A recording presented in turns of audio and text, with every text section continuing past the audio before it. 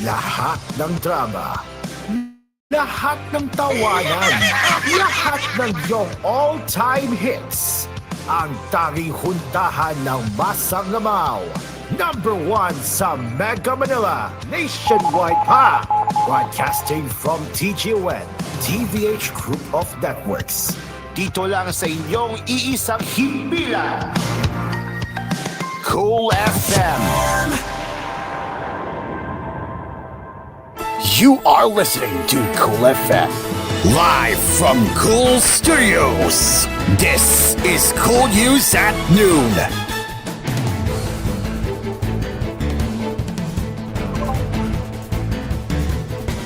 Good afternoon and welcome to koolNews at noon. A separate probe into the cost of the Senate's new building in Public City, this time by the Chamber's panel on Public Information and Mass Media, is being sought by Senator Robin Hood Padilla. Panel Head Padilla, in his Senate Resolution number 1063, said the public's trust in the Senate as an institution must be maintained amid issues haunting the cost of the new Senate building. Informing the public of the processes undertaken in the construction of the NSP, including the increased costs, is necessary to ensure that the public does not lose its trust in the Senate as an institution, Padilla's resolution reads. There is a need to let the public know of the partner contractors, if any, and subcontractors of Hermark's Construction Corp, it adds. The Senate panel on accounts headed by Senator Alan Peter Catiano began its own probe on July 3.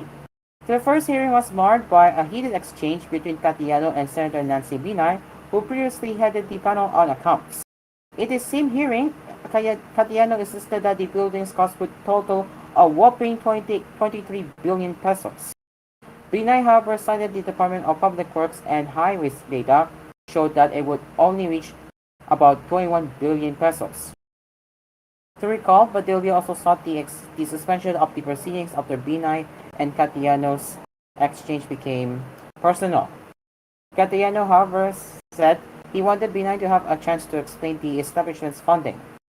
The issue surrounding the building first erupted after Senate President Francis Escudero ordered a review of the establishment's costs. This was after he was informed by Catiano about an apparent dramatic increase in the building's construction fee from an initial budget of 8 billion pesos to a projected 23.3 billion pesos. Meanwhile, former Senator Panfilo Lacson said he is saddened by the quarrel between two incumbent senators over the new Senate building in Taguig City. It was painful to watch, according to Lacson, referring to the bitter exchange between Senators Alan Peter Catiano and Nancy Binay. Catiano and Binay traded barbs last Wednesday as the Senate Committee on Accounts began reviewing the cost of the building. Both Lacson and Binay previously chaired the committee. The panel is currently headed by Catiano following a change in Senate leadership last May. While the public hearing conducted by the Committee on Accounts is of course called by the present Senate leadership since the issue involves public funds, the ensuing exchange between two former colleagues last Wednesday was painful to watch, to say the least, Lacson said in a statement on Wednesday. When he was the head of the committee, Lacson envisioned the new Senate home to be world-class and ironic, but he is now certain that it is not perceived as another symbol of government abuse of public funds. While a century-old dream for the Philippine Senate to finally have its own home, one that is ironic, secure, functional, and green, is about to come to fruition, it is sad that it is not perceived, rightly or wrongly, as another symbol of government abuse of public funds, Lacson said. Senate President Francis Escudero ordered the review of the project after learning that the construction budget had already ballooned to 23 billion pesos from the original 8.9 billion pesos. Escudero requested a meeting with Lacson and former Senate President Vincente Tito Soto III to discuss his project review plan. After that meeting, Lacson said he contacted Catiano and suggested getting a briefing first from the Senate coordination team about the project's status and other details. Lacson also suggested that Catiano and Binay meet to discuss some possible issues pertaining to the ongoing construction. My offer to mediate was actually a request from Senator Nancy after she visited me in my office with my two former staff who now work in her office. Senator Allen, I actually agreed to vote, although the meeting has yet to be scheduled, he said.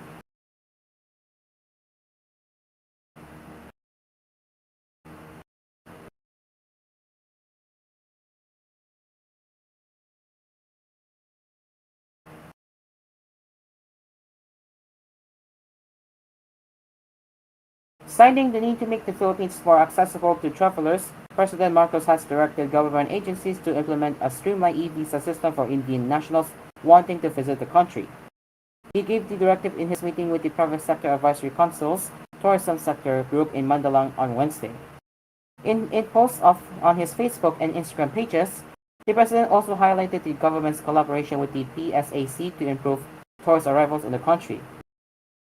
The Philippine e-visa system allows foreign nationals to apply for an e-visa online, although the issuing embassy or consulate may still require their personal appearance for an interview. So far, the e-visa system is in its beta phase and it's being pilot tested only for walk-in clients of the Philippine Embassy in New Delhi, India. Businessman Lucia Tan, LG Group President and Chief Executive Officer, however, observed that requiring Indian nationals to personally appear before the Philippine Embassy reduces the efficiency of the e-visa system. Tan, a member of the PSAC's Tourism Sector Group who attended Wednesday's meeting, added that the processing time for e-visas could take around a month, making the country a less appealing destination. He recommended instead that the government hire third-party service providers to establish, run, and maintain the e-visa system under the guidance of government agencies. This will ensure that the program is consistently monitored and that any challenges in the process and the system will be immediately addressed. This will likewise streamline the application process and thus generate more applications to the expedite process, Tan said.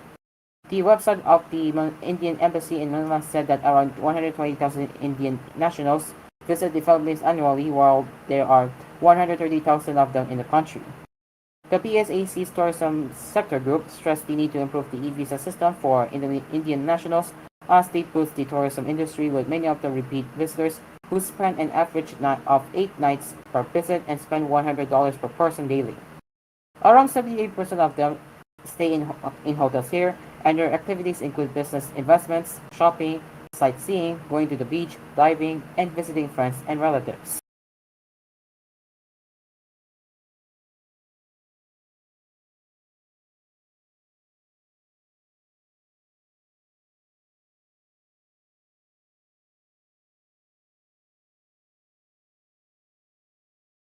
Some roads in Paranaque City and Quezon City will be closed from Friday evening until early Monday morning for reblocking and repair works, the Metropolitan Manila Development Authority announced on Friday. In an advisory, the MMDA said that road works will be carried out by the Department of Public Works and Highways in the following areas starting at 11 p.m. on Friday, July 5 up to 5 a.m. on Monday, July 8.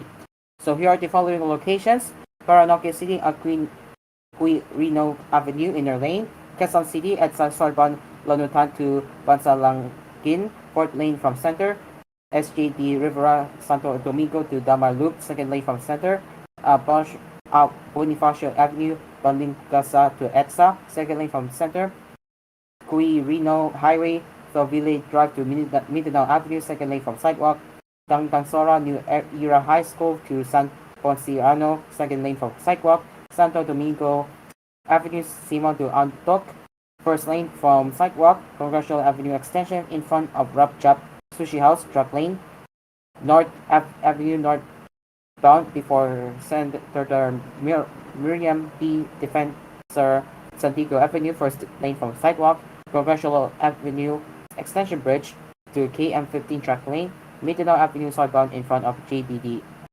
Plaza to Road 8, 3rd Lane from Sidewalk; and Congressional Avenue April Extension before Guli at Village, 1st Lane from Center.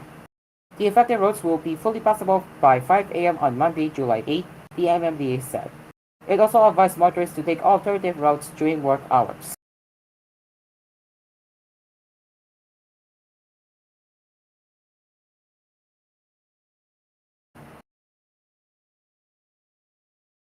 The bodies of 9 foreigners were recently discovered in different parts of Pampanga, the provincial police said on Friday. Pampanga Police Office Director Colonel J. Diman Andal said over Radio DWPM, 6 of the victims were Chinese, 1 Vietnamese, 1 Malaysian, and 1 Japanese. 3 of the dead Chinese nationals were found in Tarlac Town. A raid was conducted in the Philippine offshore gaming operator Pogo complex in Tarlac last month, where 186 individuals were rescued, amid reports it was being used for human trafficking, with some of the foreign employees allegedly tortured or sold for sex. but the man Anto said it could not be determined if the deaths of three Chinese victims were poker-related. Actually, hindi po natin masabi dahil tula po itong tatlong Chinese victim based sa backtracking sa CCTV nang galing po sila sa Metro Manila ang saksakyan at dito nagbarilan at dito natakpuan ang tatlong bagay, the man Anto said. Aside from this incident, the bodies of kidnapped Chinese nationals were recently found in other parts of the country. Last month, the remains of two Chinese businessmen who were suspected to have been kidnapped were found in Cameron Resort. In November 2023, four Chinese nationals who were kidnapped in Alabang village in Muntinlupa City were also found dead in Rizal and Quezon.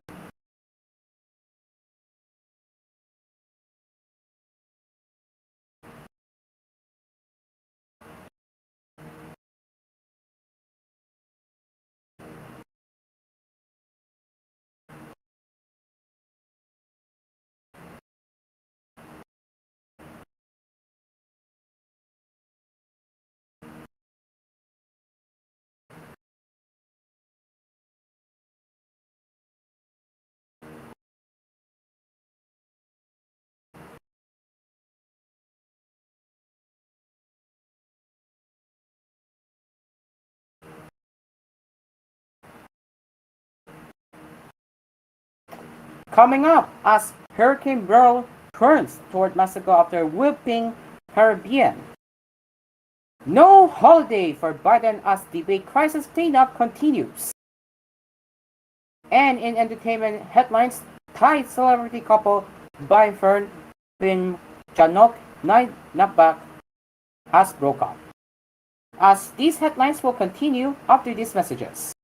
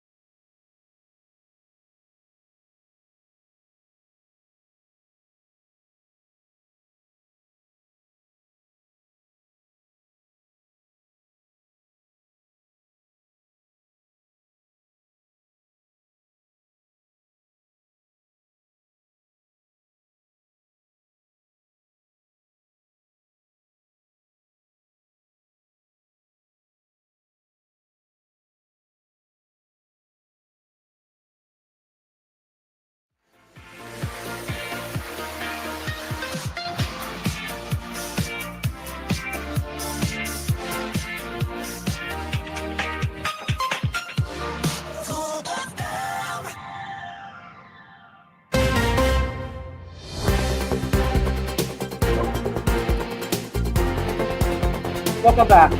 After leaving a trail of destruction across the eastern Caribbean and at least 9 people dead, Hurricane Beryl weakened as it chugged over open water toward Mexico's Yucatan Peninsula on Thursday, going from the earliest Category 5 hurricane in the Atlantic to Category 2 by the afternoon.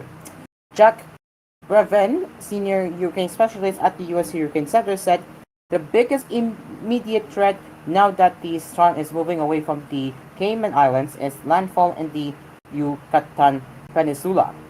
The storm center was about 215 miles or 345 kilometers southeast of Tulum, Mexico on Thursday afternoon.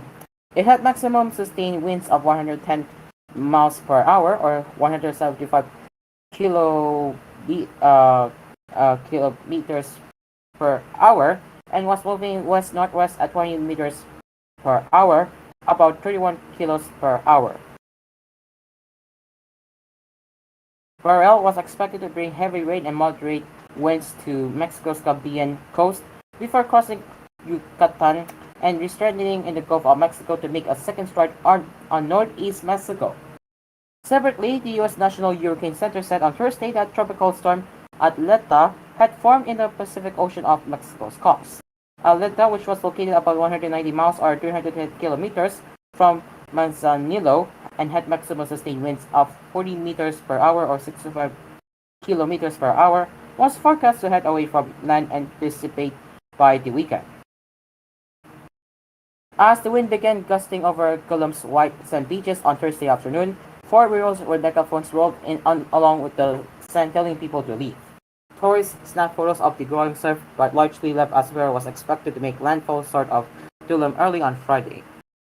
Over the past days, Beryl has damaged or destroyed 95% of homes on a pair of islands in St. Vincent and the Grenadines, jumbled fishing boats in Barbados, and ripped off roofs in Jamaica before rumbling past the Cayman Islands every Thursday. Mexico's popular Caribbean coast prepared shelters, evacuated some outlying coastal communities, and even moved sea turtles' eggs off beaches threatened by storm surge.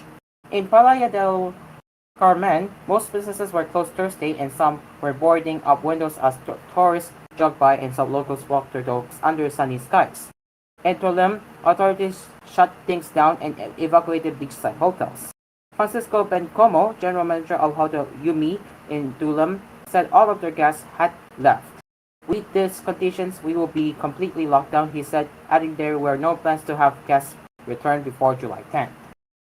We have cut the gas and electricity. We also have an emergency floor where 2 maintenance employees will be locking down, he said from the hotel. We have them staying in the room farthest from the beach and windows. I hope we have the least impact possible on the hotel, that the hurricane moves quickly through them, and that it's nothing serious, he said. Miriam Cedra, a 34-year-old tourist from Dallas, Texas, was having a sandwich on the beach early Thursday. Her flight home was scheduled for Friday, but Beryl had not persuaded her to leave early. I figured I would rather be stuck in Mexico for an extra day than go back 2 days early to the United States, Cedra said. Figured we would get the last of the sun in today too, and then it's just going to be hunker down and just stay indoors until hopefully it passes. The head of Mexico's Civil Defense Agency, Laura Villasquez, said Thursday that Beryl is expected to be a Category 1 hurricane when it hits a relatively unpopulated stretch south of Tulum early Friday. But once Beryl re-emerges into the Gulf of Mexico a day later, she said it is again expected to build to hurricane strength and could hit right around the Mexico to U.S. border at Matamoros. At Matamoros. That area was already soaked in June by Tropical Storm Alberto. Villasquez said temporary storm shelters were in place at schools and hotels, but efforts to evacuate a few highly exposed villages like Punta Allen, which sits on a narrow spit of land south of Tulum, had only been partially successful. Beryl's worst damage appeared to be behind it. Its eye wall brushed by Jamaica's southern coast on Wednesday afternoon, while on Thursday morning, telephone poles and trees were blocking the roadways in Kingston. Authorities confirmed a young man died on Wednesday after he was swept into a storm water drain while trying to retrieve a ball. A woman also died after a house collapsed on her.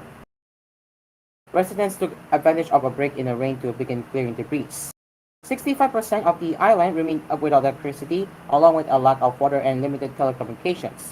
Government officials were assessing the damage, but it was hampered by the lack of communication, mainly in southern parish that suffered the most damage. In the south central parish of Cardon, residents attempted to bend damaged roofs and clear down trees. Many roadways in the area remain partially blocked from down electricity and telecommunication poles. Yet more, armed with a machete as he and others tried to clear debris, was grateful that he and his neighbors were spared. I am just grateful for life, although burial destroyed a lot of roads and we don't have any water or light electricity, he said, declining to give his last name. The premier of the Cayman Islands, Juliana O'Connor, thanked residents and visitors Thursday for contributing to the collective calm ahead of burial by following the protocols.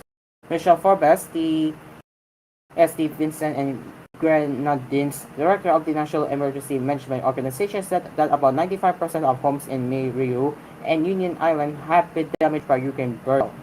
3 people were reported killed in Grenada and Carriacou, and another in St.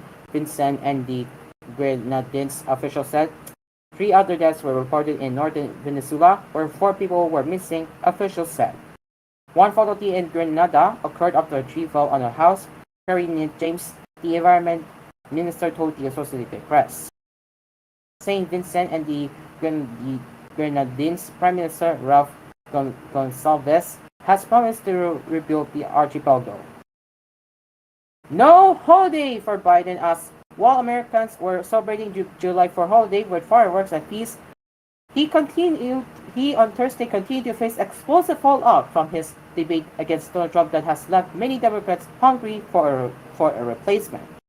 The 81-year-old has struggled since last week's debate to tamp down panic among his party, but he won the backing on Wednesday of Democratic governors who gathered for an emergency meeting with him at the White House. However, a new and potentially damaging wrinkle emerged on the Independence Day, with the New York Times reporting Biden told the governors he needs more sleep and plans to curtail public events after 8 p.m.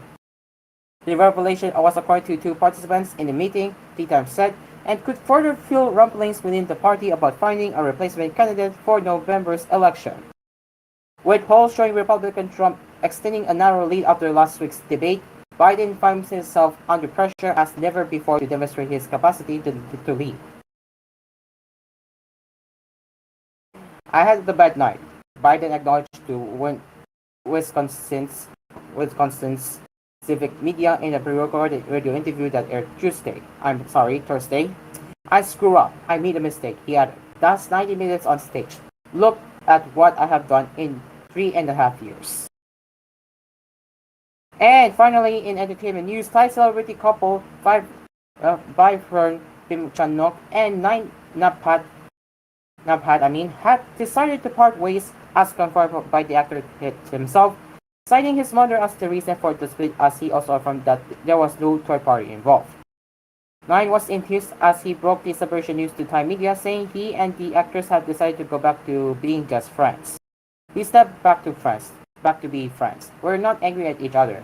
We only have good intentions towards one another.